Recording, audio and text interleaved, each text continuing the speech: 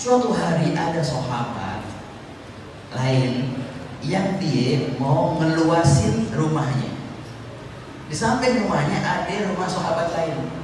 Kebetulan pas dia mau ngeluasin rumahnya itu, sahabat yang pertama itu mau ngeluasin rumahnya, ada pohon korma yang menghambat perluasan rumahnya itu. Ini pohon korma punya tetangganya. Dia datang ke tetangganya, fulan, aku mau membeli pohon kormamu satu itu. Biar apa? Biar aku bisa meluaskan rumahku.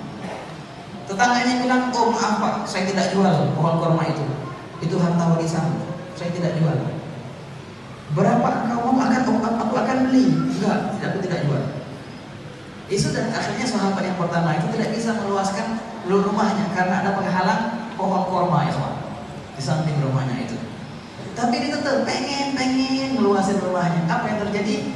Dia datang ke Rasulullah SAW, mengeluhkan perihalnya ke Rasulullah. Nah begitulah solusinya. Kita kalau punya problem, kalau punya muskilah, kalau punya masalah, ngadu ke Rasulullah SAW. Waman takun bi Rasulillahi nusratuhu intal gahul usdu fi ajamiha tajimi. Kalau seandainya kau menjadikan Rasulullah sebagai sumber pertolonganmu, maka kau akan tertolong walaupun kau berhadapan dengan harimau di sangkarnya. Itu kata Syaikh Al-Murdah. Sahabat ini akhirnya ngadu ke Rasulullah, ya Rasulullah, aku pengen luaskan rumahku, tapi di samping rumahku ada pohon korma punyanya fulan. Aku pengen beli, dia nggak kasih. Apa yang dibuat oleh Rasulullah? Baginda manggil fulan itu, fulan sini. Fulan, kau jual pohon kormamu untuk tetanggamu ini, biar dia bisa meluaskan rumahnya. Kau ya Rasulullah, aku gak mau jual ya Rasulullah. Itu mahal bagiku ya Rasulullah. Kata Rasulullah, kalau kau nggak mau jual, ya sudah kau hadiahkan saja. Hadiahkan, jual aja gak mau, apalagi hadiahkan. Kau hadiahkan, aku akan menanggung surga untukmu di surga di akhirat nanti. Ditanggung oleh Allah. Tapi tetap orang itu nggak mau jual. Enggak ya Rasulullah, aku nggak mau jual. Oh malah nggak mau hadiahkan. Ditawarkan surga, tetap nggak mau dia. Apa yang terjadi? Dia sudah, Nabi nggak maksa ya Pak. Nabi orangnya nggak memaksa, nggak pernah memaksa sama sekali. Walaupun sudah ditawarin surga, ya sudah, nggak mau ya sudah, ya harta punya dia. Apa yang terjadi? Nah ada seorang sahabat yang ketiga, Abu Dahdah, mendengar percakapan itu dari jauh. Akhirnya apa? Abu Dahdah dengan sendirinya datang ke sahabat yang punya pohon korma itu. Dia bilang kayak gini, fulan, ini nggak mau jual pohon korma, nggak mau. Ini nggak mau hadiahkan, padahal ditanggung oleh Rasulullah loh, nggak mau. Begini aja, pohon korma itu mau nggak? Aku yang belinya dengan semua kebun kormaku, dengan semua rumahku, dengan semua hartaku, aku akan berikan kepadamu semua, dan aku minta darimu satu pohon korma itu. Ini orang akan tergiur. Abu Dahdah ente bener nawarin, beneran nih, pohon kormamu, kebun korma itu besar yang kau punya, rumahmu gede, masa ya kau jual dengan satu pohon korma? Iya, aku mau beli satu pohon korma itu dengan semua yang aku miliki. Mau kau jual? Mau tuh sahabat jual akhirnya itu. Terjadilah transaksi. Apa? Satu pohon korma dibanding sekebun pohon korma sama rumah yang gede. Saya jual, saya beli. Deal. Langsung apa ya? Langsung akhirnya Abu Dahdah datang ke Rasulullah. Ya Rasulullah, wahai baginda, tadi saya dengar percakapan baginda dengan orang-orang itu. Baginda minta orang itu untuk menghadiahkan satu pohon kormanya.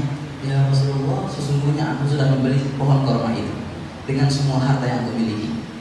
Dan kini aku berikan satu pohon korma itu kepada baginda, untuk baginda hadiahkan ke seorang sahabat yang mau meluasi rumahnya itu. Akhirnya dipanggil tuh fulan yang mau, mana ya? Ini yang tadi mau meluasi rumahnya.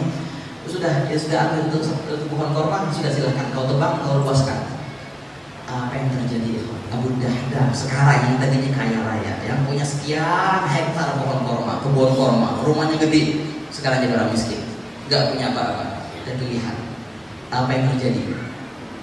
Ketika itu Abu Dahdah pulang ke rumahnya dan berkata kepada istrinya, wahai Ummu Dahdah, wahai istriku, Ayo kita cabut dari rumah ini. Kenapa? Bawa bajumu, bawa juga bajuku sekalian. Kita keluar dari sini. Kenapa? Ini rumah bukan punya rumah kita lagi. Ini rumah bukan punya kita lagi. Kebun sudah bukan punya kita lagi. Loh, kenapa? Ada apa Bunda Dah? Aku sudah menjualnya semua. Untuk apa? Untuk beli satu pohon korma. Loh, kok bisa? Untuk aku hadiahkan ke Rasulullah. Karena aku mendengar Rasulullah menjamin surga bagi orang yang menghadiahkan satu pohon korma itu. Tahu nggak apa istrinya bilang? Istrinya bilang, Robihal bay. Istrinya bilang apa ya? Untung besar engkau wahai Abu Dahdah. Dia bilang apa? Untung gede nih. Padahal apa? Nggak ada berapa, tapi untung gede. Apa dapatnya? Surga dapat. Ayo buru-buru kita cabut dari sini. Angkat kaki bareng-bareng. Akhirnya apa terjadi ikhwan? Abu Dahdah sama istrinya ngungsi. Gak lama kemudian terjadi perang Uhud. Abu Dahdah gugur di perang Uhud di situ. Dan istrinya akhirnya diminang oleh seorang sahabat yang kaya raya juga. Apa yang terjadi? Ini ikhwan. Ketika baginda Nabi Muhammad SAW melihat jenazah Abu Dahdah yang gugur di perang Uhud, dan baginda ketika itu menunggangi kudanya. Ketika itu baginda bersabda, kam min 'irqin raddah li Abi Dahdah fil jannah. Aku melihat sekarang Abu Dahdah, dia duduk di naungan kebun-kebun korma yang sangat banyak. Di mana? Lagi di surga sekarang dia. Lagi duduk di bawah pohon kormanya yang dia miliki. Dia dapat karena apa? Karena menjual